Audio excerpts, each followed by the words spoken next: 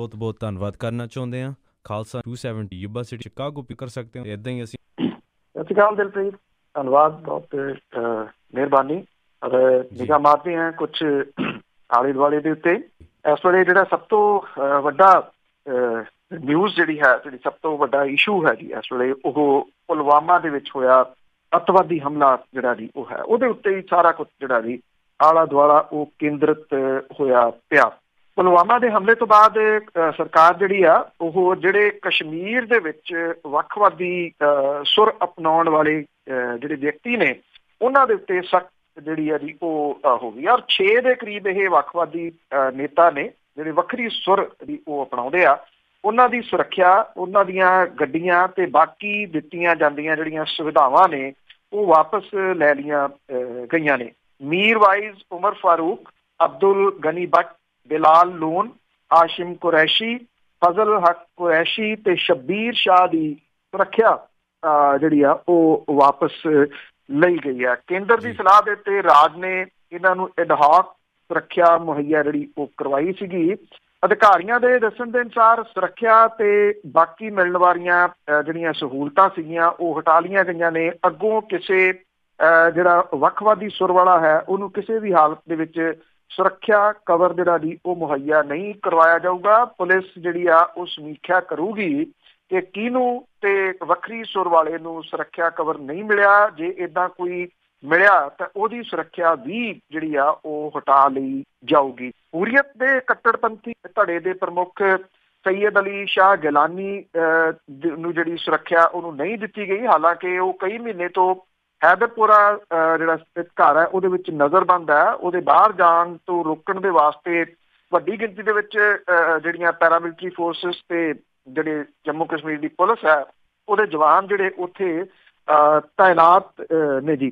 ਕਸ਼ਮੀਰ ਦੇ ਵਿੱਚ ਜਿਹੜੇ ਵੱਖ ਸੁਰ ਅਪਣਾਉਣ ਵਾਲੇ ਜਿਹੜੇ ਨੇਤਾ ਨੇ ਉਹਨਾਂ ਦੀ ਸੁਰੱਖਿਆ ਦੇ ਵਿੱਚ 900 ਤੋਂ ਜ਼ਿਆਦਾ ਜਵਾਨ ਜਿਹੜੇ ਆ ਜੀ ਉਹ ਤਾਇਨਾਤ ਕੀਤੇ ਹੋਇਆ। ਇਹਨਾਂ ਦੀ ਸੁਰੱਖਿਆ ਤੇ ਦੂਜੀ ਸਰਕਾਰੀ ਸੁਰੱਖਿਆ ਦੇ ਉੱਤੇ 1 ਸਾਲ ਦੇ ਵਿੱਚ ਕਰੀਬ 112 ਕਰੋੜ ਰੁਪਈਆ ਖਰਚ ਕੀਤਾ ਜਾਂਦਾ ਔਰ ਇਹਦਾ 90% ਹਿੱਸਾ ਕੇਂਦਰ ਸਰਕਾਰ ਖਰਚ ਕਰਦੀ ਆ। ਮੀਰਵਾਈਜ਼ ਉਮਰ ਫਾਰੂਕ ਦੀ ਸੁਰੱਖਿਆ ਸਭ ਤੋਂ ਜ਼ਿਆਦਾ ਮਜ਼ਬੂਤ ਸੀਗੀ।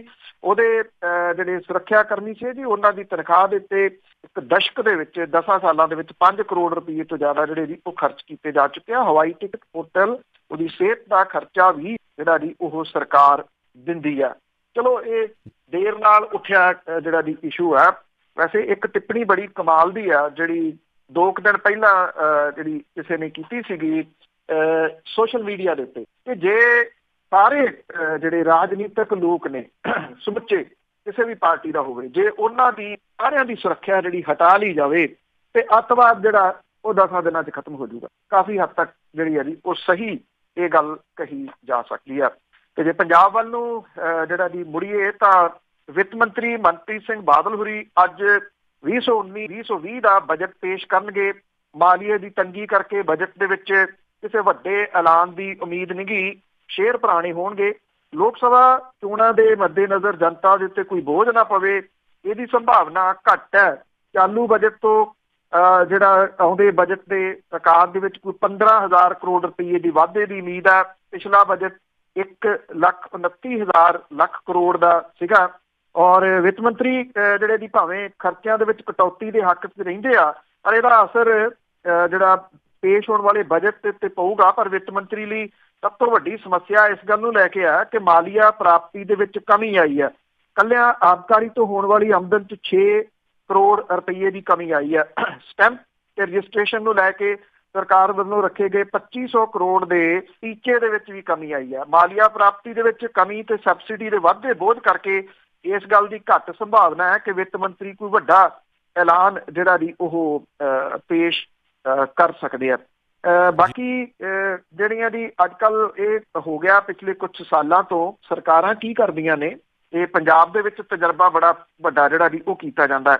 ਬਜਟ ਦੇ ਵਿੱਚ ਕੋਈ ਟੈਕਸ ਨਾ ਲਾਓ, ਬਜਟ ਪੇਸ਼ ਕਰ ਦਿਓ, ਬਜਟ ਪਾਸ ਕਰਵਾ ਲਓ, ਉਸ ਤੋਂ ਬਾਅਦ ਲੋਕਾਂ ਦੇ ਸਿਰਾਂ ਦੇ ਉੱਤੇ ਥੋਪ ਦਿਓ ਟੈਕਸ ਜਿਹੜੇ ਨੇ ਉਹ 4 ਚੁਫੇਰੇ ਤੋਂ। ਏਦਾਂ ਹੀ ਫੇਰ ਹੋਊਗਾ। ਲੋਕਾਂ ਨੂੰ ਇਹ ਦਿਖਾ ਦਿੱਤਾ ਜਾਊਗਾ ਦੇਖੋ ਜੀ ਅਸੀਂ ਤੁਹਾਡੇ ਉੱਤੇ ਕੋਈ ਨਵਾਂ ਟੈਕਸ ਨਹੀਂ ਥੋਪਿਆ। ਪਰ ਅਗਲੇ 6 ਮਹੀਨਿਆਂ ਤੋਂ ਬਾਅਦ ਜਿਹੜੀਆਂ ਜਦੋਂ ਲੋਕ ਸਭਾ ਦੀਆਂ ਚੋਣਾਂ ਲੰਘ ਜਾਣਗੀਆਂ ਫਿਰ ਹੜ੍ਹ ਆ ਜਾਊਗਾ ਜਿਹੜਾ ਜੀ ਉਹ ਟੈਕਸਾਂ ਦਾ। ਜਿਵੇਂ ਥੋੜੇ ਦਿਨ ਪਹਿਲਾਂ ਅਜੇ ਜਿਹੜੀ ਤੁਸੀਂ ਮੰਨ ਲਓ ਕਿਸੇ ਦੇ ਨਾਂ ਤੇ ਦਿੱਲੀ ਬਣਾਉਣੀ ਆ, 2000 ਰੁਪਈਏ ਦਾ ਸੀਗਾ ਜੀ ਉਹ ਪੇਪਰ, ਉਹ 4000 ਰੁਪਈਏ ਦਾ ਕਰਤਾ। ਡਬਲ ਟ੍ਰਿਪਲ ਜਿਹੜੇ ਜੀ ਉਹ ਬਹੁਤੇ ਹੋ ਗਏ ਹੋਏ ਆ। ਹੁਣ ਲੋਕਾਂ ਦੇ ਸਿਰ ਜਿਹੜਾ ਬੋਝ ਪਾਉਣ ਦਾ ਇਹ ਨਵਾਂ ਤਰੀਕਾ ਜਿਹੜਾ ਜੀ ਉਹ ਅਪਣਾਇਆ ਜਾਂਦਾ, ਉਹੋ ਜਿਹਾ ਕੁਛ ਜਿਹੜਾ ਵੀ ਹੋਊਗਾ। ਉਹ ਬਹੁਤਾ ਕੁਛ ਕੱਢਣ ਪਾਉਣ ਨੂੰ ਹੋਣਾ ਨੀਗਾ। ਜਿਵੇਂ ਮੈਂ ਇਹ ਕਿਹਾ ਕਿ ਬਹੁਤਾ ਕੁਛ ਪੁਰਾਣਾ ਹੋਊਗਾ। ਹਾਂ, ਜਿਹੜੇ ਉਰਦੂ ਤੇ ਫਾਰਸੀ ਦੇ ਸ਼ੇਰ ਨੇ ਪੁਰਾਣੇ, ਉਹੀ ਦੁਬਾਰਾ ਜਿਹੜੇ ਜੀ ਉਹ ਪੜ੍ਹੇ ਜਾਣਗੇ, ਉਹ ਵੀ ਨਹੀਂ ਬਦਲੇ ਜਾਣਗੇ। Chief Khalsa Diwan charitable society ਦੀਆਂ ਜਨਰਲ ਚੋਣਾਂ ਹੋਈਆਂ ਔਰ ਉਹਦੇ ਵਿੱਚ ਭਾਗ ਸਿੰਘ ਅਣਖੀ ਤੇ ਰਾਜ ਮਹਿੰਦਰ ਸਿੰਘ ਮਜੀਠੀਆ ਧੜੇ ਨੇ ਵੱਡੀ ਜਿੱਤ ਜਿਹੜੀ ਹੈ ਜੀ ਉਹ ਹਾਸਲ ਕੀਤੀ। ਇਸ ਧੜੇ ਦੇ ਨਿਰਮਲ ਸਿੰਘ ਠੇਕੇਦਾਰ ਦੀ ਪ੍ਰਧਾਨਗੀ ਵਾਲੀ ਟੀਮ ਨੇ ਕੁੱਲ 6 ਅਹੁਦਿਆਂ ਚੋਂ 5 ਦੇ ਉੱਤੇ ਕਬਜ਼ਾ ਕਰ ਲਿਆ, ਜਦੋਂ ਕਿ ਸਰਬਜੀਤ ਸਿੰਘ ਧੜੇ ਨੂੰ ਸਿਰਫ 1 ਅਹੁਦਾ ਮਿਲਿਆ। ਚੋਣਾਂ ਦੇ ਵਿੱਚ ਨਿਰਮਲ ਸਿੰਘ ਠੇਕੇਦਾਰ ਪ੍ਰਧਾਨ, ਡਾਕਟਰ ਇੰਦਰਬੀਰ ਸਿੰਘ ਨਿੱਜਰ ਤੇ ਅਮਰਜੀਤ ਸਿੰਘ ਵਿਕਰਾਂਤ ਮੀਤ ਪ੍ਰਧਾਨ, ਸੁਰਿੰਦਰ ਸਿੰਘ ਰਮਾਲਿਆਂ ਵਾਲੇ ਤੇ ਸਵਿੰਦਰ ਸਿੰਘ ਕੱਥੂ ਨੰਗਲ ਜਿਹੜਾ ਜੀ ਉਹ ਆਨਰੇਰੀ ਸਕੱਤਰ, ਤੇ ਸਰਬਜੀਤ ਧੜੇ ਦੇ ਹਰਮਿੰਦਰ ਸਿੰਘ ਫਰੀਡਮ ਵਾਲੇ ਜਿਹੜਾ ਉਹ ਪ੍ਰਧਾਨ ਚੁਣੇ ਗਏ ਆ। ਇਹ ਕੱਲ ਜਿਹੜੀ ਦੀ ਵੋਟਾਂ ਪਈਆਂ। ਮੁੰਬਈ, ਦਿੱਲੀ, ਕਾਨਪੁਰ, ਚੰਡੀਗੜ੍ਹ ਤੇ ਪੰਜਾਬ ਦੇ ਵੱਖ-ਵੱਖ ਜ਼ਿਲ੍ਹਿਆਂ ਤੋਂ ਸੁਸਾਇਟੀ ਮੈਂਬਰਾਂ ਨੇ ਵੱਡੀ ਗਿਣਤੀ 'ਚ ਅੰਮ੍ਰਿਤਸਰ ਪਹੁੰਚ ਕੇ ਵੋਟਾਂ ਪਾਈਆਂ। ਜਿਹੜੇ ਪ੍ਰਧਾਨ ਨਿਰਮਲ ਸਿੰਘ ਨੇ ਸਮੂਹ ਵੋਟਰਾਂ, ਸਮਰਥਕਾਂ ਤੇ ਦਾ ਜਿਹੜਾ ਸੀ ਉਹ ਧੰਨਵਾਦ ਕੀਤਾ ਔਰ ਇਹ ਕਿਹਾ ਕਿ ਉਹ ਪੂਰੀ ਤਨਦੇਹੀ ਦੇ ਨਾਲ ਜਿਹੜੀ ਜੀ ਆਪਣੀ ਜ਼ਿੰਮੇਵਾਰੀ ਨਿਭਾਉਣਗੇ। ਪਿਛਲੇ ਜਿਹੜਾ ਜੀ ਕੁਝ ਸਮਾਂ ਪਹਿਲਾਂ ਚਰਚਾ ਦੇ ਵਿੱਚ ਆਏ ਚੱਡਾ ਜਿਹੜੇ ਸੀ ਜੀ ਉਹਦੇ ਗਰੁੱਪ ਦਾ ਤਕਰੀਬਨ ਬਹੁਤਾ ਜਿਹੜਾ ਜੀ ਉਹ ਸਫਾਇਆ ਹੋ ਗਿਆ ਇਸ ਵਾਰੀ। ਚੱਡਾ ਜਿਹੜੇ ਕਿ ਇੱਕ ਵਿਵਾਦਿਤ ਵੀਡੀਓ ਤੋਂ ਬਾਅਦ ਚਰਚਿਤ ਹੋਏ ਸੀ, ਜਿਹੜੀ ਕਿ ਇੱਕ ਉਹਨਾਂ ਦੇ ਸਕੂਲ ਦੀ ਪ੍ਰਿੰਸੀਪਲ ਦੇ ਨਾਲ ਸੀ ਔਰ ਉਸ ਤੋਂ ਬਾਅਦ ਉਹਨਾਂ ਦੇ ਮੁੰਡੇ ਨੇ ਆਤਮ ਹੱਤਿਆ ਜਿਹੜੀ ਹੈ ਜੀ ਉਹ ਕਰ ਲਈ ਸੀ। ਉਹ ਮਾਮਲਾ ਸਾਰਾ ਜਿਹੜਾ ਜੀ ਅਜੇ ਚੱਲੀ ਜਾਂਦਾ ਪੁਲਿਸ ਦੇ ਜਿਹੜਾ ਜੀ। ਸੋ ਇਹਦੇ ਦੌਰਾਨ ਇਹ ਚੀਫ ਖਾਲਸਾ ਦੀਵਾਨ ਦੀਆਂ ਚੋਣਾਂ ਹੋਈਆਂ, ਜਿਹੜੀਆਂ ਕਿ ਪਿੱਛੇ ਜੇ ਰੱਦ ਵੀ ਜਿਹੜੀਆਂ ਹੋ ਗਈਆਂ ਸੀਗੀਆਂ ਅਦਾਲਤ ਦੀ ਹੁਕਮ ਦੇ ਕਰਕੇ। ਫਾਈਨਲੀ ਜਿਹੜੀਆਂ ਜੀ ਇਹ ਚੋਣਾਂ ਹੋ ਗਈਆਂ ਨੇ। ਪੰਜਾਬ ਦੀਆਂ ਜਿਹੜੀਆਂ ਮਿੰਨੀ ਓਲੰਪਿਕ ਕਹੀਆਂ ਜਾਂਦੀਆਂ ਜਿਹੜੀਆਂ ਖੇਡਾਂ ਨੇ ਉਹਨਾਂ ਦੇ ਵਾਸਤੇ ਇੱਕ ਚੰਗੀ ਜਿਹੜੀ ਜੀ ਉਹ ਖਬਰ ਹੈ। ਕਿਲ੍ਹਾ ਰਾਏਪੁਰ ਦੀਆਂ ਖੇਡਾਂ, ਵੈਸੇ ਪੰਜਾਬ ਦਾ ਹਰੇਕ ਜਿਹੜਾ ਜੀ ਜੰਮਪਲ ਉਹ ਇਹਨਾਂ ਖੇਡਾਂ ਦੇ ਬਾਰੇ ਜਾਣਦਾ ਹੈ। ਇਹਨਾਂ ਖੇਡਾਂ ਦੀ ਇੱਕ ਅਹਿਮ ਪਛਾਣ ਹੋਇਆ ਕਰਦੀਆਂ ਸਨ ਬੈਲ ਗੱਡੀਆਂ ਦੀਆਂ ਦੌੜਾਂ। ਪਿਛਲੇ ਕੁਛ ਸਾਲਾਂ ਤੋਂ ਐਸਾ ਕੁਛ ਜਿਹੜਾ ਜੀ ਉਹ ਚੱਲਿਆ ਕਿ ਇਹ ਦੌੜਾਂ ਜਿਹੜੀਆਂ ਸਮਾਪਤ ਹੋ ਗਈਆਂ ਔਰ ਜਿਵੇਂ ਇਹ ਦੌੜਾਂ ਜਿਹੜੀਆਂ ਉਹ ਖਤਮ ਹੋਈਆਂ ਤੇ ਇਹਦੇ ਨਾਲ ਜਿਹੜਾ ਕਿਲ੍ਹਾ ਰਾਏਪੁਰ ਦੀਆਂ ਖੇਡਾਂ ਦੀ ਇੱਕ ਮੇਨ ਅਟਰੈਕਸ਼ਨ ਹੁੰਦੀ ਸੀ, ਉਹ ਅਟਰੈਕਸ਼ਨ ਵੀ ਜਿਹੜੀ ਜੀ ਉਹ ਕਿਤੇ ਗਵਾਚ ਗਈ, ਉਹ ਘੱਟ ਗਈ। ਇਹ ਮੰਨਣ ਵਾਲੀ ਗੱਲ ਹੈ, ਕੋਈ ਪ੍ਰਬੰਧਕ ਜਿਹੜਾ ਜੀ ਉਹ ਮੰਨੇ ਜਾਂ ਨਾ ਮੰਨੇ, ਪਰ ਇਹ ਰਿਐਲਿਟੀ ਹੈ।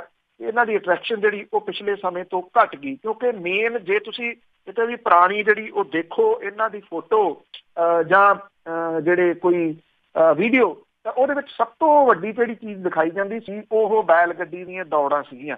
ਚੰਗੀ ਖਬਰ ਹੈ ਕਿ ਪੇਂਡੂ ਖੇਡ ਮੇਲਿਆਂ ਦੇ ਵਿੱਚ ਮੁੜ ਕੇ ਬਲਦਾਂ ਦੀਆਂ ਜੋੜੀਆਂ ਦੇ ਦੌੜ ਮੁਕਾਬਲੇ ਕਰਵਾਉਣ ਦਾ ਰਾਹ ਪੱਧਰਾ ਹੋ ਗਿਆ। ਪੰਜਾਬ ਮੰਤਰੀ ਮੰਡਲ ਨੇ ਇਹਦੇ ਸੰਬੰਧੀ ਵਿਧਾਨ ਸਭਾ ਦੇ ਵਿੱਚ prevention of cruelty to animals Punjab amendment bill ਉਹ ਲਿਆਉਣ ਦੇ ਵਾਸਤੇ ਹਰੀ ਝੰਡੀ ਦੇ ਦਿੱਤੀ ਹੈ। ਵਿਧਾਨ ਸਭਾ ਦੇ ਵਿੱਚ ਇਸ ਬਿੱਲ ਦੇ ਪਾਸ ਹੋਣ ਤੋਂ ਬਾਅਦ ਮਿੰਨੀ ਓਲੰਪਿਕ ਵਜੋਂ ਜਾਣੇ ਜਾਂਦੇ ਕਿਲ੍ਹਾ ਰਾਏਪੁਰ ਦੀਆਂ ਖੇਡਾਂ ਦੇ ਵਿੱਚ ਬਲਦਾਂ ਦੀਆਂ ਜੋੜੀਆਂ ਮੁੜ ਕੇ ਦੌੜਨਗੀਆਂ। ਸੁਪਰੀਮ ਕੋਰਟ ਨੇ ਸਾਲ 14 ਦੇ ਵਿੱਚ ਪਾਬੰਦੀ ਲਾਏ ਜਾਣ ਤੱਕ ਬੈਲ ਗੱਡੀਆਂ ਦੀਆਂ ਦੌੜਾਂ ਸੂਬੇ ਦੇ ਅਮੀਰ ਸੱਭਿਆਚਾਰ ਤੇ ਵਿਰਾਸਤ ਦਾ ਅਨਿੱਖੜਵਾਂ ਅੰਗ ਜਿਹੜਾ ਜੀ ਉਹ ਰਹੀਆਂ ਸਨ 14 ਚ ਪਾਬੰਦੀ ਲੱਗਣ ਤੋਂ ਪਹਿਲਾਂ। ਇਸ ਰੋਕ ਤੋਂ ਬਾਅਦ ਰਾਜਪਾਲ, ਮੁੱਖ ਮੰਤਰੀ ਤੇ ਪਸ਼ੂ ਪਾਲਣ ਮੰਤਰੀ ਨੂੰ ਵੱਖ-ਵੱਖ ਲੋਕਾਂ ਨੇ ਮਿਲ ਕੇ ਬੈਲ ਗੱਡੀਆਂ ਦੀਆਂ ਦੌੜਾਂ ਮੁੜ ਕੇ ਸ਼ੁਰੂ ਕਰਨ ਦੀ ਅਪੀਲ ਜਿਹੜੀ ਉਹ ਕੀਤੀ ਸੀਗੀ। ਮੰਤਰੀ ਮੰਡਲ ਨੇ ਪਿਛਲੇ ਸਾਲ ਅਕਤੂਬਰ ਦੇ ਵਿੱਚ ਮੀਟਿੰਗ ਦੇ ਦੌਰਾਨ ਇਹਦੇ ਉੱਤੇ ਵਿਚਾਰ ਵਟਾਂਦਰਾ ਕੀਤਾ ਸੀਗਾ। ਕਿਲ੍ਹਾ ਰਾਏਪੁਰ ਖੇਡਾਂ ਨੂੰ ਕਾਨੂੰਨੀ ਤੌਰ ਦੇ ਉੱਤੇ ਆਗਿਆ ਦੇਣ ਲਈ ਕਾਨੂੰਨ ਬਣਾਏ ਜਾਣ ਦੇ ਹੱਕ ਦੇ ਵਿੱਚ ਰਾਏ ਦਿੱਤੀ ਸੀਗੀ।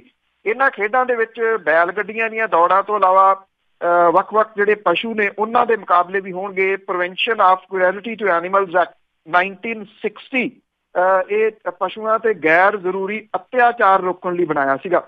ਇਸ ਐਕਟ 'ਚ ਵਿਸ਼ੇਸ਼ ਹਾਲਤ 'ਚ ਇਹਦੀਆਂ ਵਿਵਸਥਾਵਾਂ ਨੂੰ ਅਮਲ ਦੇ ਵਿੱਚ ਲਿਆਉਣ ਤੋਂ ਛੋਟ ਦੇਣ ਦੀ ਜ਼ਰੂਰਤ ਨੂੰ ਮਾਨਤਾ ਜਿਹੜੀ ਉਹ ਦਿੱਤੀ ਗਈ ਸੀਗੀ। ਸੂਬਾ ਸਰਕਾਰ ਨੇ 1960 ਦੇ ਸੈਂਟਰਲ ਐਕਟ 59 ਵਿਵਸਥਾਵਾਂ ਤੋਂ ਕਿਲ੍ਹਾ ਰਾਏਪੁਰ ਦਿਹਾਤੀ ਖੇਡਾਂ 'ਚ बैल गड्डियां ਦੀਆਂ ਦੌੜਾਂ ਨੂੰ ਕਰਾਉਣ ਤੋਂ ਛੋਟ ਦੇਣ ਦਾ ਫੈਸਲਾ ਕੀਤਾ ਔਰ ਜਿਹੜੀਆਂ ਮੇਲਿਆਂ ਦੇ ਵੱਲੋਂ ਨਿਭਾਈ ਅਹਿਮ ਭੂਮਿਕਾ ਦੇ ਮੱਦੇਨਜ਼ਰ ਜਿਹੜਾ ਜੀ ਅਜਿਹਾ ਕੀਤਾ ਗਿਆ। ਕਿਲ੍ਹਾ ਰਾਏਪੁਰ ਦੇ ਵਿੱਚ 1930 ਤੋਂ ਇਹ ਚੱਲਦੀਆਂ ਨੇ ਔਰ ਪੰਜਾਬ ਹੀ ਨਹੀਂ ਬਲਕਿ ਵਿਸ਼ਵ ਭਰ ਦੇ ਵਿੱਚ ਜਿੱਥੇ ਜਿੱਥੇ ਪੰਜਾਬੀ ਬੈਠੇ ਆ ਉਹਨਾਂ ਦੇ ਵਿੱਚ ਇਹਨਾਂ ਖੇਡਾਂ ਨੂੰ ਲੈ ਕੇ ਹਮੇਸ਼ਾ ਜਿਹੜਾ ਜੀ ਇੱਕ ਉਤਸ਼ਾਹ ਹੁੰਦਾ, ਕਿਉਂਕਿ ਇਹ ਸਿਰਫ ਕਿਲ੍ਹਾ ਰਾਏਪੁਰ ਦੀ ਪਛਾਣ ਨਹੀਂ ਬਲਕਿ ਪੰਜਾਬ ਦੀਆਂ ਖੇਡਾਂ ਦੀ ਜਿਹੜੀ ਜੀ ਉਹ ਇਹ ਪਹਿਚਾਣ ਦੀ ਉਹ ਹੈ। ਸੋ ਇੱਕ ਚੰਗੀ ਖਬਰ ਹੈ ਜੀ, ਕਿਉਂਕਿ ਅੱਜ ਕੱਲ੍ਹ ਨਹੀਂ ਤਾਂ ਟੋਚਣ ਮੁਕਾਬਲੇ ਸ਼ੁਰੂ ਹੋ ਗਏ ਜੀ। ਉਹਨਾਂ ਟੋਚਣ ਮੁਕਾਬਲਿਆਂ ਦੇ ਵਿੱਚ ਇੰਨੇ ਮਹਿੰਗੇ ਮਹਿੰਗੇ ਟਰੈਕਟਰ ਵੀ ਭੰਨੀ ਜਾਂਦੇ ਆ ਜਿਹੜੇ ਨੌਜਵਾਨ, ਔਰ ਆਪਣੀ ਜਾਨ ਦਾ ਰਿਸਕ ਜਿਹੜਾ ਜੀ ਉਹ ਤਾਂ ਲੈਂਦੇ ਹੀ ਲੈਂਦੇ ਆ। ਤੇ ਉਸ ਤੋਂ ਛੱਡ ਕੇ ਇਹ ਰਵਾਇਤੀ ਖੇਡਾਂ ਜਿਹੜੀਆਂ ਜੀ ਇਹਨਾਂ ਦਾ ਮੁੜ ਕੇ ਸ਼ੁਰੂ ਹੋਣ ਵੱਲ ਨੂੰ ਸਟੈਪ ਜਿਹੜਾ ਜੀ ਉਹ ਵਧਣਾ, ਇਹ ਇੱਕ ਚੰਗੀ ਖਬਰ ਜਿਹੜੀ ਜੀ ਕਹੀ ਜਾ ਸਕਦੀ ਆ। ਕੱਲ ਜਿੱਥੋਂ ਆਪਾਂ ਸਟਾਰਟ ਕੀਤੀ ਸੀ ਕਿ ਇਸ ਵੇਲੇ ਜਿਹੜਾ ਜੀ ਵੱਡਾ ਜਿਹੜਾ ਚੱਲ ਰਿਹਾ ਇਸ਼ੂ ਉਹਦੇ ਵਾਸਤੇ ਜਿਹੜੀ ਉਹ ਗੱਲ ਕੀਤੀ ਸੀਗੀ। ਤੇ ਜੇ ਆਪਾਂ ਗੱਲ ਕਰੀਏ ਕਿਸਾਨੀ ਦੀ ਜਿਹੜੀ ਜੀ, ਸੋ ਕਿਸਾਨੀ ਜਿਹੜੀ ਆ ਜੀ ਉਹਦਾ ਕੋਈ ਹੱਲ ਨਿਕਲ ਨਹੀਂ ਜਿਹੜਾ ਜੀ ਉਹ ਰਿਹਾ। ਇੱਕ ਵਾਰੀ ਫੇਰ ਇਹ ਵੱਡੇ ਪੱਧਰ ਦੇ ਉੱਤੇ ਚਰਚਾ ਦਾ ਵਿਸ਼ਾ ਜਿਹੜਾ ਜੀ ਉਹ ਹੈ। ਕਿਸਾਨੀ ਦੀ ਗੱਲ ਤਾਂ ਹੋ ਰਹੀ ਆ, ਪਰ ਸਵਾਲ ਇਹ ਆ ਕਿ ਸਿਰਫ ਗੱਲ ਹੋ ਰਹੀ ਆ, ਉਹਦਾ ਹੱਲ ਕੀ ਹੋਵੇ? ਕਿਉਂਕਿ ਜਿਹੜੀ ਕਰਜ਼ਾ ਮੁਆਫੀ ਆ, ਜਿਹੜੀ ਟੈਂਪਰੇਰੀ ਰਿਲੀਫ ਜਿਹੜੀ ਉਹ ਕਹੀ ਜਾ ਸਕਦੀ ਆ, ਇਹ ਪੰਜਾਬ ਦੀ ਕਿਸਾਨੀ ਦੀਆਂ ਮੌਜੂਦਾ ਜਿਹੜੀਆਂ ਮੁਸ਼ਕਲਾਂ ਨੇ ਉਹਦਾ ਕੋਈ ਪੱਕਾ ਹੱਲ ਨਹੀਂ ਆ ਜੀ। ਇਸੇ ਕਰਕੇ ਜਿਹੜੀ ਮੌਜੂਦਾ ਸਰਕਾਰ ਬਣੀ ਆ, ਪਿੱਛੇ ਜੇ ਰਿਪੋਰਟ ਆਈ ਸੀਗੀ ਕਿ ਮੌਜੂਦਾ ਸਰਕਾਰ ਬਣਨ ਤੋਂ ਬਾਅਦ ਵੀ 900 ਜਿਹੜੇ ਜੀ ਉਹ ਕਿਸਾਨ ਖੁਦਕੁਸ਼ੀ ਕਰ ਗਏ ਨੇ। ਇਹਦੀ ਗੱਲ ਜਿਹੜੀ ਜੀ ਉਹ ਹੋਣੀ ਬੜੀ ਜ਼ਰੂਰੀ ਆ ਕਿ ਇਹਦਾ ਹੱਲ ਜਿਹੜਾ ਉਹ ਕਿਹੜੇ ਤਰੀਕੇ ਦੇ ਨਾਲ ਜਿਹੜਾ ਉਹ ਕੱਢਿਆ ਜਾਵੇ, ਕਿਉਂਕਿ ਖੁਦਕੁਸ਼ੀਆਂ ਦੀ ਖੇਤੀ ਪੰਜਾਬ ਦੇ ਵਿੱਚ ਜਿਹੜੀ ਹੋ ਰਹੀ ਆ, ਕਰਜ਼ਾ ਸਾਬਤ ਕਰਨ ਦੀ ਸ਼ਰਤ ਨੇ ਪਾਣੀ ਉਲਝਾ ਦਿੱਤੀ ਆ। ਜਾਇਦਾਦ ਕੁਰਕੀ ਦਾ ਡਰ ਵੀ ਖੁਦਕੁਸ਼ੀਆਂ ਦਾ ਵੱਡਾ ਕਾਰਨ ਜਿਹੜਾ ਜੀ ਉਹ ਬਣਿਆ ਹੋਇਆ। ਖੁਦਕੁਸ਼ੀ ਕਰ ਚੁੱਕੇ ਕਿਸਾਨ ਮਜ਼ਦੂਰ ਤੇ ਪਰਿਵਾਰਾਂ ਨੂੰ ਚੋਣ ਵਾਅਦੇ ਦੇ ਮੁਤਾਬਕ ਰਾਹਤ ਰਾਸ਼ੀ 3 ਲੱਖ ਤੋਂ ਵਧਾ ਕੇ 5 ਲੱਖ ਰੁਪਏ ਕਰਨ ਦਾ ਐਲਾਨ ਕੀਤਾ ਸੀ, ਪਰ ਖੁਦਕੁਸ਼ੀ ਪੀੜਤ ਪਰਿਵਾਰਾਂ ਨੂੰ 5 ਤਾਂ ਕੀ 3 ਲੱਖ ਰੁਪਏ ਵੀ ਨਸੀਬ ਨਹੀਂ ਹੋ ਰਹੇ। ਨਵੀਆਂ ਸ਼ਰਤਾਂ ਲਾ ਕੇ ਅਰਜ਼ੀਆਂ ਰੱਦ ਕੀਤੀਆਂ ਜਾ ਰਹੀਆਂ ਨੇ। ਜਿਨ੍ਹਾਂ ਦੇ ਕੇਸ ਪਾਸ ਹੋਏ ਆ ਉਹ ਪੈਸੇ ਉਡੀਕ ਰਹੇ ਆ। ਸਰਕਾਰ ਨੇ ਉੱਤੋਂ ਕਰਜ਼ਾ ਸਾਬਤ ਕਰਨ ਦੀ ਨਵੀਂ ਸ਼ਰਤ ਲਾਤੀ ਆ। ਪਰਿਵਾਰ ਦੀ ਥਾਂ ਵਿਅਕਤੀ ਦੇ ਉੱਤੇ ਕਰਜ਼ੇ ਦੇ ਬੋਝ ਦੀ ਆਪਣੀ ਪਰਿਭਾਸ਼ਾ ਦੇ ਕੇ ਅਫਸਰਸ਼ਾਹੀ ਨੇ ਕਿਸਾਨਾਂ, ਮਜ਼ਦੂਰਾਂ ਤੇ ਨੌਜਵਾਨ ਪੁੱਤਾਂ ਦੀਆਂ ਖੁਦਕੁਸ਼ੀਆਂ ਦਾ ਕਾਰਨ ਕਰਜ਼ੇ ਨੂੰ ਮੰਨਣ ਤੋਂ ਨਾ ਕਰ ਦਿੱਤੀ ਆ। ਮੁੱਖ ਮੰਤਰੀ ਦੇ ਕਹਿਣ ਤੇ ਪੰਜਾਬ ਵਿਧਾਨ ਸਭਾ ਦੇ ਸਪੀਕਰ ਨੇ ਕਮੇਟੀ ਬਣਾਈ ਸੀ। ਇਹਦੇ ਵਿੱਚ ਕਾਂਗਰਸ ਦੇ ਵੱਲੋਂ ਕੁਲਜੀਤ ਸਿੰਘ ਨਾਗਰਾ, ਨੱਥੂ ਰਾਮ ਤੋਂ ਇਲਾਵਾ ਆਪ ਤੋਂ ਨਾਜਰ ਸਿੰਘ ਮਾਨਸ਼ਾਹੀਆ ਤੇ ਅਕਾਲੀ ਦਲ ਵੱਲੋਂ ਹਰਿੰਦਰਪਾਲ ਚੰਦੂ ਮਾਜਰਾ ਮੈਂਬਰ ਬਣਾਏ ਸੀ। ਕਮੇਟੀ ਨੇ 28 ਮਾਰਚ 18 ਨੂੰ ਰਿਪੋਰਟ ਦੇ ਦਿੱਤੀ। ਇਹ ਠੰਡੇ ਬਸਤੇ 'ਚ ਪਈ ਹੋਈ ਆ। ਕਮੇਟੀ ਨੇ 69 ਸਿਫਾਰਸ਼ਾਂ ਕੀਤੀਆਂ ਸੀ। ਇਹਦੇ ਵਿੱਚੋਂ ਖੁਦਕੁਸ਼ੀ ਪੀੜਤ ਪਰਿਵਾਰਾਂ ਲਈ ਕੁਝ ਸਿਫਾਰਸ਼ਾਂ ਸੀਗੀਆਂ ਜਿਨ੍ਹਾਂ ਦੇ ਉੱਤੇ ਗੌਰ ਕੀਤੀ ਜਾਣੀ ਚਾਹੀਦੀ ਸੀ। ਕਮੇਟੀ ਦਾ ਕਹਿਣਾ ਹੈ ਕਿ ਸੰਬੰਧਿਤ ਪਰਿਵਾਰਾਂ ਨੂੰ ਖੁਦਕੁਸ਼ੀ ਕਰਨ ਵਾਲੀ ਤਰੀਕ ਤੋਂ ਪੈਨਸ਼ਨ ਦਿੱਤੀ ਜਾਵੇ। ਪੈਨਸ਼ਨ ਦੇਣ ਲਈ 2.5 ਏਕੜ ਜਾਂ 60,000 ਰੁਪਏ ਸਾਲਾਨਾ ਆਮਦਨ ਦੀ ਹੱਦ ਜਿਹੜੀ ਸੀ ਉਹ ਖਤਮ ਕੀਤੀ ਜਾਵੇ। ਪਰ ਸਵਾਲ ਇਹ ਸੀ, ਜਦੋਂ ਇਹ ਰਿਪੋਰਟ ਪੜ੍ਹੀ ਨਹੀਂ, ਇਹ ਹਾਲਤ ਤਾਂ ਹੋਣੇ ਆ ਨਾ ਜੇ ਇਹ ਰਿਪੋਰਟ ਜਿਹੜੀ ਜੀ ਉਹ ਪੜ੍ਹੀ ਜਾਂਦੀ। ਦਮ ਤੋੜਦੇ ਜਿਹੜੇ ਅੰਨਦਾਤੇ ਨੇ ਜੀ ਉਹਨਾਂ ਦੀਆਂ ਮੁਸ਼ਕਲਾਂ ਇਸ ਵੇਲੇ ਇੰਨੀਆਂ ਜਿਹੜਾ ਜੀ ਉਹ ਜ਼ਿਆਦਾ ਹੋ ਗਈਆਂ। ਤੁਸੀਂ ਜਿੱਧਰ ਨੂੰ ਮਰਜ਼ੀ ਜਿਹੜਾ ਜੀ ਉਹ ਨਿਕਲ ਜਾਓ। ਖਾਸ ਤੌਰ ਦੇ ਉੱਤੇ ਮਾਲਵਾ ਬੈਲਟ ਦੇ ਵਿੱਚ ਖੁਦਕੁਸ਼ੀਆਂ ਤੋਂ ਝੰਬੇ ਜਿਹੜੇ ਪਰਿਵਾਰ ਨੇ ਉਹਨਾਂ ਨੂੰ ਇਹ ਨਹੀਂ ਪਤਾ ਲੱਗ ਰਿਹਾ ਵੀ ਇੱਕ ਤਾਂ ਖੁਦਕੁਸ਼ੀ ਕਰਕੇ ਮੁੱਕ ਗਿਆ ਤੇ ਇਹ ਲੋਕ ਜਿਹੜੇ ਜੀ ਉਹ ਕਿੱਧਰ ਨੂੰ ਜਾਣ। ਹਾਲਾਤ ਜਿਹੜੇ ਜੀ ਬੜੇ ਅਜੀਬੋ ਗਰੀਬ ਜਿਹੜੇ ਆ ਉਹ ਬਣੇ ਹੋਏ ਆ। ਤੇ ਜਿਹੜਾ ਪੁਲਵਾਮਾ ਦੇ ਵਿੱਚ ਹਮਲਾ ਹੋਇਆ ਸੀਗਾ ਉਹਦੇ ਤੋਂ ਬਾਅਦ ਵਿਰੋਧੀਆਂ ਦੇ ਨਿਸ਼ਾਨੇ ਦੇ ਉੱਤੇ ਆਏ ਜਿਹੜੇ ਨਵਜੋਤ ਸਿੰਘ ਸਿੱਧੂ ਨੇ, ਉਹਨਾਂ ਨੇ ਜਿਹੜਾ ਜੀ ਇਹ ਗੱਲ ਕਹੀ ਆ ਕਿ ਉਹ ਆਪਣੇ ਦਿੱਤੇ ਹੋਏ ਬਿਆਨ ਦੇ ਉੱਤੇ ਅਜੇ ਵੀ ਕਾਇਮ ਨੇ। ਹਾਲਾਂਕਿ ਪਹਿਲਾਂ ਉਹਨਾਂ ਨੇ ਮੀਡੀਆ ਨੂੰ ਕਸੂਰਵਾਰ ਜਿਹੜਾ ਠਹਿਰਾਇਆ ਸੀਗਾ ਕਿ ਉਹਨਾਂ ਦਾ ਬਿਆਨ ਜਿਹੜਾ ਉਹ ਤੋੜ ਮਰੋੜ ਕੇ ਪੇਸ਼ ਕੀਤਾ ਗਿਆ। ਹੁਣ ਦੀਨਾਨਗਰ ਦੇ ਵਿੱਚ ਉਹਨਾਂ ਨੇ ਆਪਣੇ ਬਿਆਨ ਨੂੰ ਜਿਹੜਾ ਜੀ ਉਹ ਸਹੀ ਦੱਸਿਆ। ਉਹਨਾਂ ਨੇ ਇਹ ਵੀ ਗੱਲ ਆਖੀ ਹੈ ਕਿ ਜਿਵੇਂ ਪ੍ਰਚਾਰਿਆ ਜਾ ਰਿਹਾ ਕਿ ਸੋਨੀ ਟੀਵੀ ਨੇ ਉਹਨਾਂ ਨੂੰ ਜਿਹੜਾ ਸ਼ੋਅ ਦੇ ਵਿੱਚ ਉਹ ਪਾਰਟੀਸਪੇਟ ਕਰਦੇ ਆ ਉੱਥੋਂ ਕੱਢ ਦਿੱਤਾ। ਉਹਨਾਂ ਨੇ ਕਿਹਾ ਕਿ ਅਜੇ ਤੱਕ ਟੀਵੀ ਚੈਨਲ ਦੇ ਵੱਲੋਂ ਅਧਿਕਾਰਤ ਤੌਰ ਦੇ ਉੱਤੇ ਕੋਈ ਜਾਣਕਾਰੀ ਜਿਹੜੀ ਆ ਉਹ ਨਸ਼ਰ ਨਹੀਂ ਕੀਤੀ ਗਈ। ਜਿੱਥੇ ਨਵਜੋਤ ਸਿੰਘ ਸਿੱਧੂ ਹੋਰਾਂ ਨੇ ਆਪਣੇ ਬਿਆਨਾਂ ਨੂੰ ਸਹੀ ਜਿਹੜਾ ਜੀ ਉਹ ਠਹਿਰਾਇਆ, ਉੱਥੇ ਉਹਨਾਂ ਨੇ ਇੱਕ ਸਵਾਲ ਵੀ ਜਿਹੜਾ ਜੀ ਕੀਤਾ। ਉਹਨਾਂ ਨੇ ਇਹ ਕਿਹਾ ਕਿ ਇਹ ਦੱਸਿਆ ਜਾਵੇ ਕਿ 20 ਸਾਲ ਪਹਿਲਾਂ ਜੈਸ਼-ਏ-ਮੁਹੰਮਦ ਦੇ ਅੱਤਵਾਦੀ ਮਸੂਦ ਅਜ਼ਹਰ ਨੂੰ ਪਾਕਿਸਤਾਨ ਕੌਣ ਛੱਡ ਕੇ ਆਇਆ ਸੀ। ਇਹ ਉਹਨਾਂ ਨੇ ਸਵਾਲ ਜਿਹੜਾ ਜੀ ਉਹ ਰੇਜ਼ ਕੀਤਾ। ਇਸ ਸਵਾਲ ਦਾ ਜਵਾਬ ਮੌਜੂਦਾ ਕੇਂਦਰ ਦੀ ਸਰਕਾਰ ਨਹੀਂ ਦੇਊਗੀ, ਕਿਉਂਕਿ ਉਹਦਾ ਕਾਰਨ ਸਭ ਨੂੰ ਪਤਾ ਹੈ ਕਿ ਮਸੂਦ ਅਜ਼ਹਰ ਨੂੰ ਜਿਹੜਾ ਸੀ ਉਦੋਂ ਦੀ BJP ਦੀ ਸਰਕਾਰ, ਉਦੋਂ ਦੇ ਰੱਖਿਆ ਮੰਤਰੀ ਜਸਵੰਤ ਸਿੰਘ ਹੁਰੀ ਉਦੋਂ ਆਪਣੇ ਨਾਲ ਲੈ ਕੇ ਅਫਗਾਨਿਸਤਾਨ ਛੱਡ ਕੇ ਆਏ ਸਨ, ਜਦੋਂ ਇੰਡੀਅਨ ਏਅਰਲਾਈਨਸ ਦਾ ਇੱਕ ਜਿਹੜਾ ਜਹਾਜ਼ ਸੀਗਾ ਉਹਨੂੰ ਦਿੱਲੀ ਤੋਂ ਅਗਵਾ ਕਰ ਲਿਆ ਗਿਆ ਸੀ। ਉਹਨੂੰ ਅੰਮ੍ਰਿਤਸਰ ਰੋਕਿਆ ਨਾ ਗਿਆ। ਅੰਮ੍ਰਿਤਸਰ ਤੋਂ ਉਹ ਜਾ ਕੇ ਜਿਹੜਾ ਜੀ ਪਾਕਿਸਤਾਨ ਤੇ ਪਾਕਿਸਤਾਨ ਤੋਂ ਫਿਰ ਜਿਹੜਾ ਉਹ ਕਾਬਲ ਦੇ ਵਿੱਚ ਜਿਹੜਾ ਚਲੇ ਗਿਆ ਸੀ ਤੇ ਉੱਥੇ ਜਾ ਕੇ ਜਿਹੜਾ ਜੀ ਇਹਨੂੰ ਮਸੂਦ ਅਜ਼ਹਰ ਨੂੰ ਛੱਡ ਕੇ ਆਏ ਸੀ। ਸੋ ਇਹ ਸਵਾਲ ਤਾਂ ਵਾਜਬ ਹੈ, ਪਰ ਸਵਾਲ ਦਾ ਜਵਾਬ ਜਿਹੜਾ ਜੀ ਉਹ ਨਹੀਂ ਮਿਲਣਾ। ਇੱਥੇ ਪੰਜਾਬ ਦੇ ਵਿੱਚ ਜਿਹੜੀ ਜੀ ਪੰਜਾਬੀ ਕਾਨਫਰੰਸ ਜਿਹੜੀ ਚੱਲ ਰਹੀ ਹੈ ਉਹਦਾ ਲਾਸਟ ਦਿਨ ਸੀਗਾ, ਜਿਹਦੇ ਵਿੱਚ ਸਟੂਡੈਂਟ ਨੇਤਾ ਜਿਹੜੇ ਪਿਛਲੇ ਦਿਨ PhD ਵੀ ਕਰ ਗਏ, ਹੁਣ ਤਾਂ ਡਾਕਟਰ ਲੱਗ ਜਾਣਾ ਉਹਨਾਂ ਦੇ ਨਾਲ, ਕਨ੍ਹਈਆ ਕੁਮਾਰ, ਉਹਨੇ ਜਿਹੜਾ ਸੀਗਾ ਜੀ ਇੱਥੇ ਸੰਬੋਧਨ ਕੀਤਾ ਕਲਾ ਭਵਨ ਦੇ ਵਿੱਚ। ਇਹਦੇ ਉੱਤੇ JNU ਦੇ ਵਿਦਿਆਰਥੀ ਯੂਨੀਅਨ ਦੇ ਸਾਬਕਾ ਪ੍ਰਧਾਨ ਕਨ੍ਹਈਆ ਕੁਮਾਰ ਨੇ ਸੱਤਾ ਤਬਦੀਲੀ ਦਾ ਹੋਕਾ ਦਿੱਤਾ। ਉਹਨਾਂ ਨੇ ਇਹ ਕਿਹਾ ਕਿ ਅਸੀਂ ਰਾਜਨੀਤਿਕ ਬਦਲਦੀ ਨਹੀਂ, ਸਗੋਂ ਬਦਲਵੀਂ ਰਾਜਨੀਤੀ ਦੀ ਗੱਲ ਕਰਦੇ ਹਾਂ। ਕਨ੍ਹਈਆ ਕੁਮਾਰ ਨੇ ਲੋਕਾਂ ਨੂੰ ਜਿਹੜਾ ਜੀ, ਕਿਉਂਕਿ ਉਹਦੇ ਕੋਲੇ ਭਾਸ਼ਣ ਕਲਾ ਬਹੁਤ ਕਮਾਲ ਦੀ ਆ ਔਰ ਉਹ ਕੀਲ ਲੈਂਦਾ ਜਿਹੜਾ ਸੁਣਨ ਵਾਲੇ ਨੇ ਉਹਨਾਂ ਨੂੰ। ਇਸ ਭਾਸ਼ਣ ਕਲਾ ਦੇ ਨਾਲ ਉਹਨੇ ਇਹ ਗੱਲ ਕਹੀ ਕਿ ਉਦਯੋਗਿਕ ਇਨਕਲਾਬ ਦੇ ਨਾਲ ਆਈਆਂ ਤਬਦੀਲੀਆਂ ਤੋਂ ਮਗਰੋਂ ਅੱਜ ਦੇ ਹਾਈਟੈਕ ਯੁੱਗ ਦੇ ਵਿੱਚ ਬਿਲਕੁਲ ਸਾਰਾ ਕੁਝ ਬਦਲ ਗਿਆ। ਨਵੇਂ ਹਾਲਾਤ ਦੇ ਮੁਤਾਬਕ ਨਵੀਂ ਰਣਨੀਤੀ ਜਿਹੜੀ ਉਹ ਅਪਣਾਈ ਜਾਣੀ ਚਾਹੀਦੀ ਆ। ਕਨ੍ਹਈਆ ਕੁਮਾਰ ਨੇ ਭਾਜਪਾ ਸਰਕਾਰ ਕਿਹਾ ਕਿ ਭਾਜਪਾ ਸਰਕਾਰ ਗਿਆਨ ਦੇ ਕੇਂਦਰਾਂ ਦੇ ਉੱਤੇ ਹਮਲੇ ਕਰ ਰਹੀ ਹੈ, ਜਿਹਦੇ ਵਿਰੁੱਧ ਦੇਸ਼ ਭਰ ਦੀਆਂ ਵਿਦਿਆਰਥੀ ਯੂਨੀਅਨਾਂ ਨੇ ਦੇਸ਼ ਭਰ ਦੇ ਵਿੱਚ ਸਾਂਝੀ ਜਮਹੂਰੀ ਮੁਹਿੰਮ ਵਿੱਢਣ ਦਾ ਫੈਸਲਾ ਜਿਹੜਾ ਜੀ ਉਹ ਕੀਤਾ।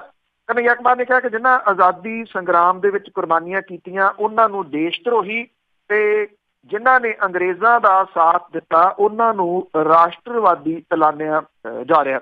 ਕਨ੍ਹਈਆ ਕੁਮਾਰ ਨੇ ਇਹ ਵੀ ਗੱਲ ਕਹੀ ਕਿ ਵਿਅਕਤੀਗਤ ਰੋਸ ਤੋਂ ਅੱਗੇ ਵੱਧ ਕੇ ਸਮੂਹਿਕ ਰੋਸ ਤੱਕ ਪਹੁੰਚਣਾ ਤੇ ਨਿੱਜੀ ਜਿਹੜੇ ਇੱਕ ਦੂਜੇ ਦੇ ਵਿਰੋਧ ਨੇ ਉਹਨਾਂ ਨੂੰ ਪਾਸੇ ਰੱਖ ਕੇ ਅਸਹਿਮਤੀਆਂ ਦੇ ਵਿੱਚੋਂ ਸਹਿਮਤੀਆਂ ਨੂੰ ਲੈ ਕੇ ਵੱਡਾ ਏਕਤਾ ਜਿਹੜਾ ਉਸਾਰਨ ਦੇ ਨਾਲ ਨਵਾਂ ਸਾਂਝਾ ਬਦਲ ਤਿਆਰ ਹੋਊਗਾ, ਜਿਹੜਾ ਕਿ ਦੇਸ਼ ਨੂੰ ਇਸ ਤਬਾਹੀ ਤੋਂ ਜਿਹੜਾ ਉਹ ਬਚਾ ਸਕੂਗਾ। ਇਹ ਜਿਹੜਾ ਜੀ ਭਾਸ਼ਣ ਸੀਗਾ ਕਨ੍ਹਈਆ ਕੁਮਾਰ ਦਾ, ਇਹਨੂੰ ਜੋ ਮੈਂ ਕਿਹਾ ਕਿ ਉਹਦੇ ਕੋਲੇ ਕਲਾ ਹੈ ਇੱਕ ਭਾਸ਼ਣ ਦੀ, ਔਰ ਜਿਹੜੇ ਪਹੁੰਚੇ ਹੋਏ ਲੋਕ ਸੀ ਉਹਨਾਂ ਨੇ ਵੀ ਨਿੱਠ ਕੇ ਜਿਹੜਾ ਉਹ ਸੁਣਿਆ ਇਸ ਭਾਸ਼ਣ। ਪਿਛਲੇ ਦਿਨਾਂ ਤੋਂ ਵਿਰੋਧੀ ਧਿਰ ਜਿਹੜੀ ਆ ਆਮ ਆਦਮੀ ਪਾਰਟੀ, ਉਹਨੇ ਇੱਕ ਇੱਥੇ ਜਿਹੜਾ ਬਿਜਲੀ ਅੰਦੋਲਨ ਹੈ ਉਹ ਸ਼ੁਰੂ ਕੀਤਾ ਹੈ, ਜਿਹੜਾ ਕਿ ਪਿੰਡਾਂ ਥਾਵਾਂ ਦੇ ਉੱਤੇ ਲੋਕ ਜਿਹੜਾ ਜੀ ਉਹ ਹਾਹਾਕਾਰ ਮਚਾ ਰਹੇ ਆ ਕਿ ਉਹਨਾਂ ਦੇ ਕਿੰਨੇ ਕਿੰਨੇ ਵੱਡੇ ਬਿੱਲ ਜਿਹੜੇ ਆ ਉਹ ਆ ਰਹੇ ਆ। ਬੇਸ਼ੱਕ ਜਦੋਂ ਇਹ ਵਿਧਾਨ ਸਭਾ ਦੇ ਚੋਣਾਂ ਹੋਣੀਆਂ ਸੀ ਉਦੋਂ ਪਹਿਲਾਂ ਜਿਹੜੇ ਕਾਂਗਰਸ ਦੇ ਪ੍ਰਧਾਨ, ਅੱਜ ਵੀ ਉਹ ਪ੍ਰਧਾਨ ਨੇ, ਉਹ ਉਦੋਂ ਕਹਿੰਦੇ ਸਨ ਕਿ ਜਿਹੜੇ ਬਿਜਲੀ ਦੇ ਸਮਝੌਤੇ ਕੀਤੇ ਗਏ ਆ ਪ੍ਰਾਈਵੇਟ ਥਰਮਲ ਪਲਾਂਟਾਂ ਦੇ ਨਾਲ, ਉਹਨਾਂ ਨੂੰ ਜਿਹੜਾ ਵਿਚਾਰਿਆ ਜਾਊਗਾ। ਪਰ ਸਰਕਾਰ ਬਣਨ ਤੋਂ ਬਾਅਦ ਉਹ ਭੁੱਲ ਭੁਲਾ ਗਏ ਤੇ ਇਹਨਾਂ ਨੂੰ ਵਿਚਾਰਿਆ ਨਹੀਂ ਗਿਆ। ਇਸ ਵੇਲੇ ਪੰਜਾਬ ਦੇ ਵਿੱਚ, ਪੰਜਾਬ ਉਹਨਾਂ ਸੂਬਿਆਂ ਦੇ ਵਿੱਚੋਂ ਸ਼ਾਮਲ ਹੈ ਜਿੱਥੇ ਸਭ ਤੋਂ ਮਹਿੰਗੀ ਬਿਜਲੀ ਜਿਹੜੀ ਜੀ ਉਹ ਮਿਲ ਰਹੀ ਆ। ਔਰ ਇਹਦੇ ਵਿੱਚ ਜਦੋਂ ਜਿਹੜੇ ਆਮ ਆਦਮੀ ਪਾਰਟੀ ਦੇ ਨੇਤਾ ਨੇ, ਭਗਵੰਤ ਮਾਨ ਹੋਰਾਂ ਨੇ ਇੱਥੇ ਪਿੰਡਾਂ ਦੇ ਵਿੱਚ ਇਹ ਬਿੱਲ ਜਿਹੜੇ ਉਹ ਵਿਖਾਏ, ਤਾਂ ਕਿਤੇ ਨਾ ਕਿਤੇ ਜਿਹੜਾ ਇਹ ਬਿਜਲੀ ਬੋਰਡ ਹੈ ਉਹਦੇ ਅਧਿਕਾਰੀ ਅਫਸਰਾਂ ਨੂੰ ਜਿਹੜੀਆਂ ਦੀ ਉਹ ਫਿਕਰੀ ਤਾਂ ਉਹਨਾਂ ਪਾਇਆ ਜੀ ਕਿ 41,000 ਰੁਪਈਆ 21,000 ਰੁਪਈਆ ਬਿੱਲ ਜਿਹੜਾ ਜੀ ਉਹ ਕਿਵੇਂ ਆ ਗਿਆ। ਉੱਥੋਂ ਜਿਹੜੀਆਂ ਵੀਡੀਓ ਸੀਗੀਆਂ ਜੀ ਉਹ ਲੈ ਕੇ ਉਹਨਾਂ ਦੇ ਘਰਾਂ ਤੱਕ ਹੁਣ ਪਹੁੰਚਣੇ ਸ਼ੁਰੂ ਹੋ ਗਏ ਜੀ ਇਹ ਜਿਹੜੇ ਅਫਸਰ ਨੇ। ਔਰ ਇਹ ਦੱਸਿਆ ਗਿਆ ਕਿ ਘਰਾਚੋਂ ਦਾ ਇੱਕ ਰਹਿਣ ਵਾਲਾ ਨਾਰ ਸਿੰਘ, ਉਹਦੀ ਬਿਜਲੀ ਦਾ ਬਿੱਲ 41,240 ਰੁਪਈਏ ਆਇਆ ਸੀ। 2 ਬਿਜਲੀ ਦੇ ਬਲਬ ਆ ਤੇ ਇੱਕ ਪੱਖਾ ਉਹਦੇ ਘਰੇ। ਹੁਣ ਇਹ ਘਟਾ ਕੇ 6500 ਰੁਪਈਆ ਕਰ ਦਿੱਤਾ ਗਿਆ। ਇਹ ਕਿਹਾ ਕਿ 6500 ਕਰ ਦਿਓ, ਬਾਕੀ ਖਤਮ। ਇੱਕ ਅੰਗਰੇਜ਼ ਕੌਰ ਹੈ, ਉਹਦੇ ਬਿਜਲੀ ਦਾ ਬਿੱਲ 21,780 ਰੁਪਈਏ ਆਇਆ ਸੀ। ਉਹਦੇ ਤੱਕ ਵੀ ਪਹੁੰਚ ਗਏ, ਕਹਿੰਦੇ ਜੀ 1200 ਭਰਾ ਦਿਓ, ਬਾਕੀ ਤੁਹਾਡੇ ਜਿਹੜੇ ਜੀ ਉਹ ਸਾਰੇ ਛੱਡੇ। ਇਹ ਤਕਰੀਬਨ ਅੱਧੀ ਦਰਜਨ ਦੇ ਕਰੀਬ ਲੋਕ ਨੇ ਜਿਨ੍ਹਾਂ ਦੇ ਬਿੱਲ ਏਡੇ ਏਡੇ ਵੱਡੇ ਜਿਹੜੇ ਆਏ ਸੀ, ਤੇ ਉਹਨਾਂ ਤੱਕ ਅਫਸਰਾਂ ਨੇ ਜਿਹੜੀ ਉਹ ਪਹੁੰਚ ਕੀਤੀ, ਜਿਹੜੇ ਕਿ ਪਹਿਲਾਂ ਇਹ ਕਹਿੰਦੇ ਆ ਕਿ ਜੇ ਕਿਸੇ ਦਾ ਬਿੱਲ ਇੰਨਾ ਆਇਆ ਕਿ ਬਿੱਲ ਭਰਾ ਦਿਓ, ਮੁੜ ਕੇ ਉਹਦੀ ਅਸੀਂ ਇਨਵੈਸਟੀਗੇਸ਼ਨ ਜਿਹੜੀ ਆ ਜੀ ਉਹ ਕਰਵਾਵਾਂਗੇ ਬਈ ਇਹ ਘਟਣੇ ਚਾਹੀਦੇ ਆ ਜਾਂ ਨਹੀਂ ਘਟਣੇ। ਇਸ਼ੂ ਬਹੁਤ ਵੱਡਾ ਹੈ ਜੀ ਇਹ। ਔਰ ਇਸ ਵੇਲੇ ਦੁੱਖ ਦੀ ਰਗ ਹੈ ਜੀ ਇਹ ਪੰਜਾਬ ਦੇ ਲੋਕ ਬਹੁਤ ਮਹਿੰਗੀ ਬਿਜਲੀ ਫੂਕ ਰਹੇ ਆ। ਤੇ ਜਾਂਦੇ ਜਾਂਦੇ ਜਿਹੜੀ ਗੱਲ ਕਰ ਲਈਏ, ਜਿਹੜੀ ਵੱਡੇ ਲੋਕਾਂ ਦੀ ਗੱਲ ਹੈ, ਜਾਇਦਾਦਾਂ ਦੀ ਜਦੋਂ ਗੱਲ ਆਉਂਦੀ ਆ ਤੇ ਫਿਰ ਜਿਹੜੀ ਹੈ ਜੀ ਉਹ ਸੋਚ ਛੋਟੀ ਕਈ ਹੋ ਜਾਂਦੀ ਆ। ਫੋਰਟਿਸ ਹੈਲਥ ਕੇਅਰ ਦੇ ਸਾਬਕਾ ਪ੍ਰਮੋਟਰ ਮਾਲਵਿੰਦਰ ਸਿੰਘ ਨੇ ਆਪਣੇ ਭਰਾ ਸ਼ਿਵਿੰਦਰ ਸਿੰਘ ਤੇ ਡੇਰਾ ਰਾਧਾ ਸੁਆਮੀ ਦੇ ਮੁਖੀ ਗੁਰਿੰਦਰ ਸਿੰਘ ਢਿੱਲੋਂ ਹੋਰਾਂ ਉਹਨਾਂ ਦੇ ਸਾਥੀਆਂ ਦੇ ਖਿਲਾਫ ਵਿੱਤੀ ਫਰਾਡ, ਧਮਕੀਆਂ ਦੇਣ ਦੇ ਦੋਸ਼ ਦੇ ਹੇਠ ਫੌਜਦਾਰੀ ਸ਼ਿਕਾਇਤ ਦਾਇਰ ਕੀਤੀ ਆ। ਐਕਟ ਦੇ ਵਿੱਚ ਨਾਮਜ਼ਦ ਵਿਅਕਤੀਆਂ ਦੇ ਵਿੱਚ ਗੁਰਕੀਰਤ ਸਿੰਘ ਢਿੱਲੋਂ, ਗੁਰਪ੍ਰੀਤ ਸਿੰਘ ਢਿੱਲੋਂ, ਸ਼ਬਨਮ ਢਿੱਲੋਂ, ਗੋਲਡਵਾਨੀ ਭਰਾ ਸੁਨੀਲ ਤੇ ਸੰਜੇ ਸ਼ਾਮਲ ਹੈ। ਮਾਲਵਿੰਦਰ ਸਿੰਘ ਦਾ ਆਪਣਾ ਸਕਾ ਭਰਾ ਸ਼ਿਵਿੰਦਰ ਸਿੰਘ ਤੇ ਡੇਰਾ ਰਾਧਾ ਸੁਆਮੀ ਦੇ ਮੁਖੀ ਗੁਰਿੰਦਰ ਸਿੰਘ ਢਿੱਲੋਂ ਜਿਹੜਾ ਜੀ ਉਹ ਸ਼ਾਮਲ ਨੇ। ਸ਼ਿਵਿੰਦਰ ਸਿੰਘ ਜਿਹੜਾ ਜੀ ਇਹ ਕਿਹਾ ਜਾਂਦਾ ਹੈ ਕਿ ਉਹ ਇਸ ਡੇਰੇ ਦਾ ਸੰਭਾਵੀ ਦੇ ਵਿੱਚ ਅਗਲਾ ਜਿਹੜਾ ਜੀ ਉਹ ਮੁਖੀ ਆ। ਇਹਨਾਂ ਦੋਵਾਂ ਭਰਾਵਾਂ ਦੀ ਆਪਸ ਦੇ ਵਿੱਚ ਜਾਇਦਾਦ ਨੂੰ ਲੈ ਕੇ ਖਟਪਟ ਹੋਈ ਆ। ਕਈ ਕੁਛ ਜਿਹੜਾ ਜੀ ਉਹ ਹੋਇਆ, ਪਿੱਛੇ ਜੇ ਘਸੁੰਨੀ ਵੀ ਹੋਏ ਆ। ਤੇ ਇਹਨਾਂ ਦੀ ਜਿਹੜੀ ਮਾਤਾ ਉਹਦੇ ਵਿੱਚ ਪੈ ਪੂ ਕੇ ਮਾਮਲਾ ਨਿਬੇੜਤਾ ਸੀ, ਪਰ ਮਾਮਲਾ ਕਿਸੇ ਪਾਸੇ ਨਿਬੜਦਾ ਦਿਖਦਾ ਨਹੀਂ, ਕਿਉਂਕਿ ਮਾਮਲਾ ਕਿ ਛੋਟਾ ਮੋਟਾ ਹੋਵੇ ਤੇ ਵੱਖਰੀ ਗੱਲ ਆ। ਇਹ ਤਾਂ ਉਨੀਆਂ ਜ਼ੀਰੋਆਂ ਵਾਲਾ ਮਾਮਲਾ ਜਿਹਦੇ ਵਿੱਚ ਸਾਡੇ ਵਰਗੇ ਬਹਾਦਰ ਨੂੰ ਇਹ ਨਹੀਂ ਪਤਾ ਕਿ ਇੰਨੇ 100 ਕਰੋੜ ਦੇ ਵਿੱਚ ਕਿੰਨੀਆਂ ਜ਼ੀਰੋ ਜਿਹੜੀਆਂ ਜੀ ਉਹ ਲੱਗਦੀਆਂ ਨੇ। ਗੁਰਿੰਦਰ ਸਿੰਘ ਢਿੱਲੋਂ ਨੇ ਆਪਣੇ ਵਕੀਲ ਫਰੀਦਾ ਚੋਪੜਾ ਦੇ ਰਾਹੀਂ ਕਿਹਾ ਕਿ ਉਹਨੂੰ ਮਾਲਵਿੰਦਰ ਸਿੰਘ ਨੂੰ ਧਮਕੀ ਦਿੱਤੀ ਸੀਗੀ ਕਿ ਉਹਨੇ ਗੁਰਿੰਦਰ ਸਿੰਘ ਢਿੱਲੋਂ ਦੀਆਂ ਮੰਗਾਂ ਨਾ ਮੰਨੀਆਂ ਤਾਂ ਉਹਨੂੰ ਰਾਧਾ ਸੁਆਮੀ ਸਤਸੰਗ ਦੇ ਬੰਦਿਆਂ ਰਾਹੀਂ ਖਤਮ ਕਰਵਾ ਦਿੱਤਾ ਜਾਊਗਾ। ਇਹ ਸ਼ਿਕਾਇਤ ਦੇ ਵਿੱਚ ਮਾਲਵਿੰਦਰ ਸਿੰਘ ਨੇ ਅਪਰਾਧ ਸ਼ਾਖਾ ਦੇ ਕੋਲ ਸ਼ਿਕਾਇਤ ਕੀਤੀ ਆ। ਉਹਨੇ ਦੋਸ਼ ਲਾਇਆ ਕਿ ਸ਼ਿਵਿੰਦਰ ਮੋਹਨ ਸਿੰਘ ਤੇ ਸੁਨੀਲ ਗੋਡਵਾਨੀ ਨੇ ਹੋਰਨਾਂ ਮੁਲਾਜ਼ਮਾਂ ਦੇ ਨਾਲ ਗੰਢ ਧੁੱਪ ਕਰਕੇ ਦੋ ਹੋਰਨਾਂ ਕੰਪਨੀਆਂ ਰੈਲੀਗੇਅਰ ਐਂਟਰਪ੍ਰਾਈਜ਼ ਲਿਮਟਿਡ ਤੇ ਰੈਲੀਗੇਅਰ ਫਿਨਵੈਸਟ ਲਿਮਟਿਡ ਦੇ ਵਿੱਚ ਵਿੱਤੀ ਫਰਾਡ ਕੀਤਾ। ਉਹਨੇ ਦਾਅਵਾ ਇਹ ਕੀਤਾ ਕਿ ਮੁਲਜ਼ਮਾਂ ਨੇ ਢਿੱਲੋਂ ਪਰਿਵਾਰ ਨਾਲ ਸਾਜ਼ਿਸ਼ ਕਰਕੇ ਕੰਪਨੀਆਂ ਦੀ ਵਿੱਤੀ ਸਥਿਤੀ ਦੇ ਬਾਰੇ ਗਲਤ ਜਾਣਕਾਰੀ ਦਿੱਤੀ ਤਾਂ ਕਿ ਉਹਨੂੰ ਨੁਕਸਾਨ ਜਿਹੜਾ ਜੀ ਉਹ ਪਹੁੰਚਾਇਆ ਜਾ ਸਕੇ। ਮਾਲਵਿੰਦਰ ਸਿੰਘ ਇਹ ਕਹਿੰਦਾ ਜੀ ਕਿ ਜੋ ਮੈਂ ਕਰਨਾ ਸੀ ਮੈਂ ਪੁਲਿਸ ਦੇ ਕੋਲੇ ਜਿਹੜਾ ਜੀ ਉਹ ਕਰ ਦਿੱਤਾ, ਜਦੋਂ ਕਿ ਜਿਹਦੇ ਉੱਤੇ ਸ਼ਿਵਿੰਦਰ ਸਿੰਘ ਦੇ ਉੱਤੇ ਜਿਹੜੀ ਇਹ ਕੰਪਲੇਂਟ ਦਰਜ ਹੋਈ ਆ ਉਹਨੇ ਇਹਦੇ ਸੰਬੰਧੀ ਕੁਝ ਵੀ ਜਿਹੜਾ ਜੀ ਉਹ ਕਹਿਣ ਤੋਂ ਨਾ ਜਿਹੜੀ ਆ ਜੀ ਕੀਤੀ ਆ। ਰਿਸ਼ਤੇ ਦੇ ਵਿੱਚ ਵੈਸੇ ਮਾਮਾ ਭਾਣਜਾ ਨੇ, ਤੋ ਇਸ ਕਰਕੇ ਜਿਹੜਾ ਜੀ ਇਹ ਵੀ ਹੈ ਕਿ ਰਿਸ਼ਤੇਦਾਰੀ ਵੀ ਹੈ। ਵੈਸੇ ਭਾਣਜੇ ਮਾਮੇ 'ਚ ਹੀ ਗੱਦੀ ਪਿਛਲੇ ਕੁਝ ਸਮੇਂ ਤੋਂ ਜਿਹੜੀ ਉਹ ਚੱਲੀ ਆ ਰਹੀ ਹੈ। ਤੋ ਇਹ ਜਿਹੜੀ ਨਵੀਂ ਜਿਹੜੀ ਤਸਲ ਸਟਾਰਟ ਹੋਈ ਆ ਭਰਾਵਾਂ ਦੇ ਵਿਚਾਲੇ ਤੇ ਮਾਮੇ ਭਾਣਜੇ ਦੇ ਵਿਚਾਲੇ, ਇਹਨੂੰ ਚੁੱਪ ਕੀਤੇ ਅੰਦਰ ਖਾਤੇ ਕਿਵੇਂ ਜਿਹੜਾ ਜੀ ਸ਼ਾਂਤ ਕੀਤਾ ਜਾਂਦਾ, ਇਹ ਆਉਂਦੇ ਦਿਨ ਜਿਹੜੇ ਆ ਜੀ ਦੱਸਣਗੇ। ਪਰ ਇਹਨਾਂ ਜ਼ਰੂਰ ਹੈ ਕਿ ਪੈਸਾ ਔਰ ਬਹੁਤ ਸਾਰਾ ਪੈਸਾ ਜਿਹੜਾ ਜੀ ਉਹ ਕਈ ਵਾਰੀ ਮੁਸੀਬਤ ਔਰ ਬਹੁਤ ਵੱਡੀ ਮੁਸੀਬਤ ਜਿਹੜੀ ਉਹ ਖੜੀ ਤੱਕ ਕਰ ਦਿੰਦਾ। ਬਹੁਤ ਮਿਹਰਬਾਨੀ, ਧੰਨਵਾਦ ਦਿਲਪ੍ਰੀਤ, ਬਹੁਤ ਸ਼ੁਕਰੀਆ।